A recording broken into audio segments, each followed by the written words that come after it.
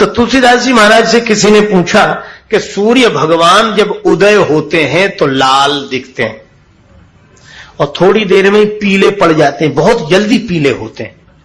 लाल पीले सूर्य भगवान बड़ी जल्दी होते हैं, उदय हुए तो लाल और तुरंत पीले। तो तुलसीदास जी महाराज यह बताओ कि सूर्य भगवान उदय होते समय लाल रहते फिर पीले क्यों पड़ जाते हैं? तुलसीदास जी बोले कि हनुमान जी के डर से। सूर्य भगवान डरते हैं कि कहीं हनुमान जी फिर हमें फल न समझ लें, कहीं फिर हमें वो लाल फल न समझ लें। और यह उदाहरण उन्होंने दिया विनय पत्रिका में। जाको बाल विनोद समुझ मन डरत दिवाकर भोर को। ये सूर्य भगवान आज भी लाल से पीले पड़ जाते हैं कि कहीं हनुमान जी न देख रहे हो फिर फल न समझ लें। क्यों? क्योंकि युग सहस्त्र योजन पर भानु लील्यो ताहि मधुर फल जानो। और एक बात सुनो, प्रभु मुद्रिका मेली मुख माही, प्रभु मुद्रिका मेली।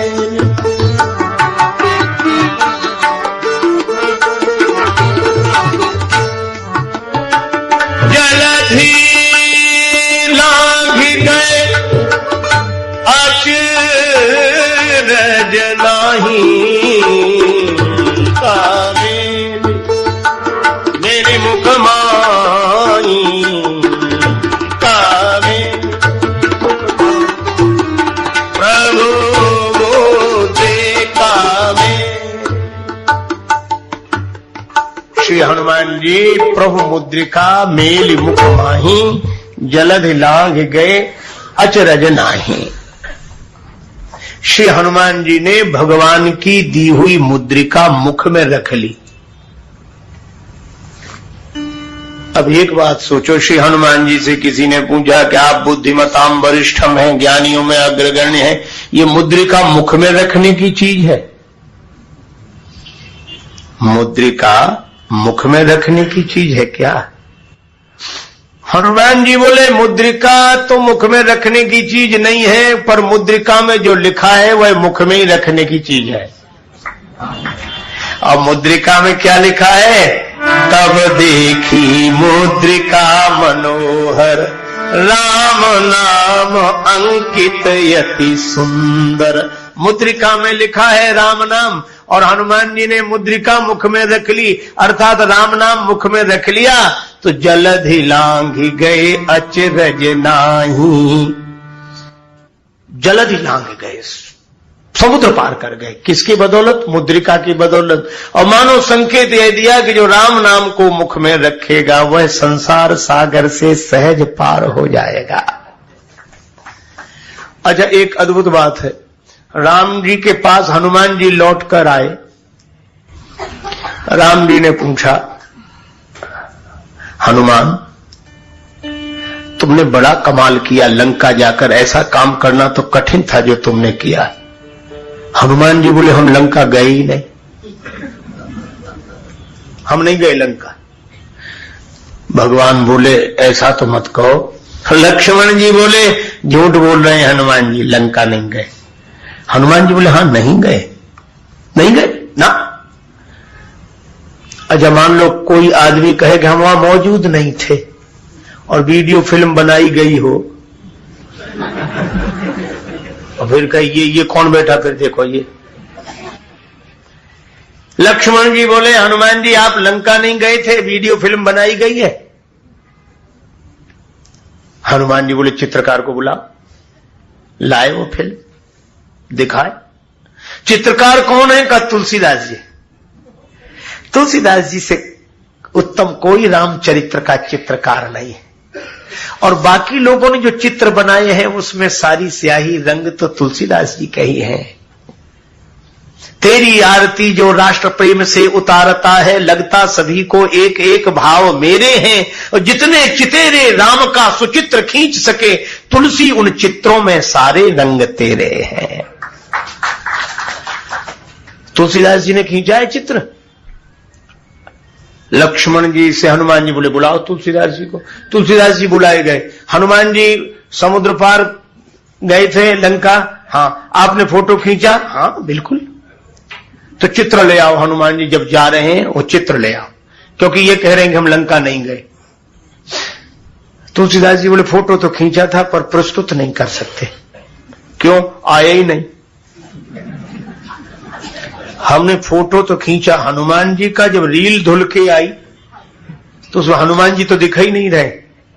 अच्छा, हनुमान जी का फोटो खींचा, हाँ, तो रील धुल कर आई, तो चित्र किसका था? तुलसीदास जी बोले जेमी अमोघ रघुपति कर बाना, एही भांति चले हनुमाना।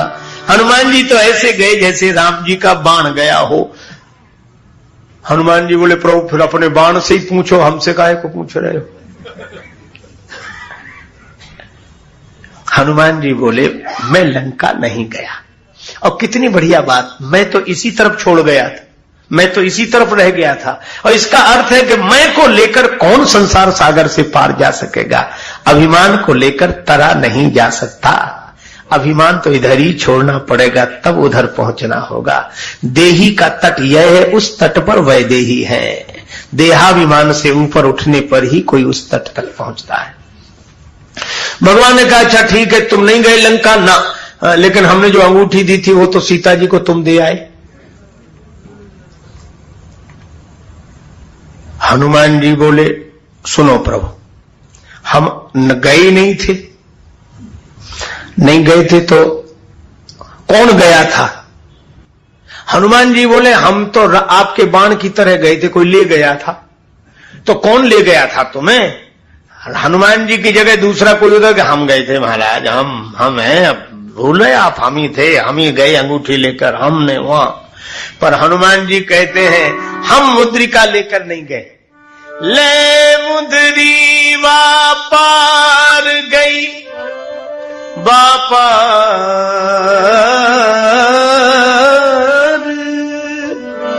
पार,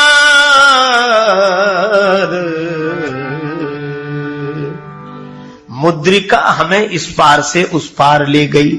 और कितना बढ़िया संकेत है कि हम मुद्रिका नहीं ले गए, मुद्रिका हमें ले गई। हम राम नाम को लेकर नहीं जाते हैं, राम नाम हमें लेकर जाता है। ले मुद्री वा पार गई।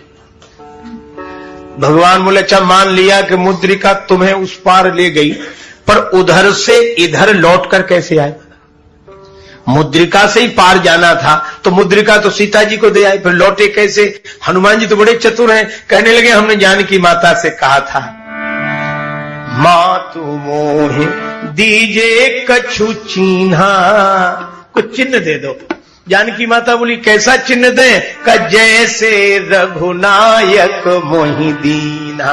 जैसा चिन्ह राम जी ने दिया था, अर्थात राम जी ने जो चिन्ह दिया था वो उधर से इधर ले आया, आप ऐसा चिन्ह दे दो जो इधर से उधर ले जाए। तो ले मुद्री वापार गई चूड़ा मणिया पार। तो लंका तो तुमने जलाई, बोले ना आग तो वहां पहले से लगी थी। पवन का काम तो आग को इधर की आग को उधर करना है। सीता जी के जीवन में आपके विरह की आग लगी थी, हमने इधर की आग उधर कर दी। सीय विरह लंका जरी सो सब कृपा तुम्हार। हनुमान जी कहते हमें तो मुद्रिका ले गई, राम नाम हमें लेकर गया। राम नाम भवसागर पार करता है, इसीलिए राम नाम भवसागर से पार ले जाता है। तो प्रभु मुद्रिका मेली मुख माही, जलधि लांग गए अचरज नाही। मुद्रिका मुख में रख ली तो समुद्र लंघन में आश्चर्य नहीं है। तो भगवान का नाम लेने वाला संसार सागर से तर जाता है, इसमें कोई आश्चर्य नहीं है। एक बात अंत में और कहूं, जितने अगम कार्य हैं वो हनुमान जी के अनुग्रह से सुगम हो जाते हैं। बस एक बात और, दुर्गम किसे कहेंगे? जो भगवान से भी ना हो सके। देखो राम जी की लीला में भी हनुमान जी राम जी की कृपा से मुख्य दिखाई देते हैं। बंधता नहीं सागर पाहन से दल बानर भालू कहां लगी ढोते, सत योजन सिंधु तरंग तरंगित जान के जान कोई नहीं खोते, रहते रघुवीर अधीर पुनि बनवासी बने सिय वियोग में रोते, गढ़लंक निशंक अजय रहता हनुमान हठी जो सहाय न होते। राम जी भी युद्ध जीते हनुमान जी के कारण, और एक बात, कृष्ण जी भी युद्ध जीते तो हनुमान जी के कारण। महाभारत का इतना बड़ा युद्ध पर हनुमान जी कहां विराजमान है? अर्जुन के रथ की ध्वजा पर। कपिध्वज अर्जुन के रथ का नाम हुआ। और हनुमान जी रथ पर तो बैठे, पर भगवान ने कहा कि रथ पर बैठो। हनुमान जी बोले बिना सत्संग के नहीं रहेंगे। भगवान बोले वहां लड़ाई होगी कि सत्संग? कहा कि राम जी तो हमारे युद्ध में भी सत्संग करते हैं। भगवान बोले अच्छा सत्संग कराएंगे। तो अर्जुन के मोह का बहाना था, भगवान को तो गीता हनुमान जी को सुनाना था। और जिसने भगवान के मुख से गीता सुनी हो वह ज्ञानी नाम अग्रगण्य। लेकिन हनुमान जी ने इस लीला में दुर्गम काज को सुगम कैसे किया? कर्ण के पास एक ऐसा बाण था जो अमोघ था, चला दिया अर्जुन पर, बच नहीं सकता। उस अमोघ बाण से अर्जुन बच नहीं सकता। एक भक्त कह रहे थे, चारों तरफ आवाज उठी भगवान बचा लो अर्जुन को, भगवान कृष्ण भी बोल उठे हनुमान बचा लो अर्जुन को। सब कह रहे थे भगवान अर्जुन को बचा लो, पर भगवान कृष्ण बोले हनुमान तुम अर्जुन को बचा लो। और हनुमान जी को देर कितनी लगती है। अतुलित बलधामम वीर बली बजरंग जी ने ऐसा प्रयोग किया कि धरती फट गई, रथ धरती में समा गया, बाण चलकर निष्फल हो गया, फिर रथ ऊपर आ गया। उस दिन भगवान ने भी कहा कि अरे हनुमान यह काम तो मुझसे भी नहीं हो सकता था जो तुमने किया। जब भगवान कहने लगे कि हनुमान जो मुझसे नहीं हुआ वह तुमने कर दिया, तो तुलसीदास जी भी कहते हैं, दुर्गम काज जगत के जेते, सुगम अनुग्रह तुमरे तेते, सुगम अनुग्रह।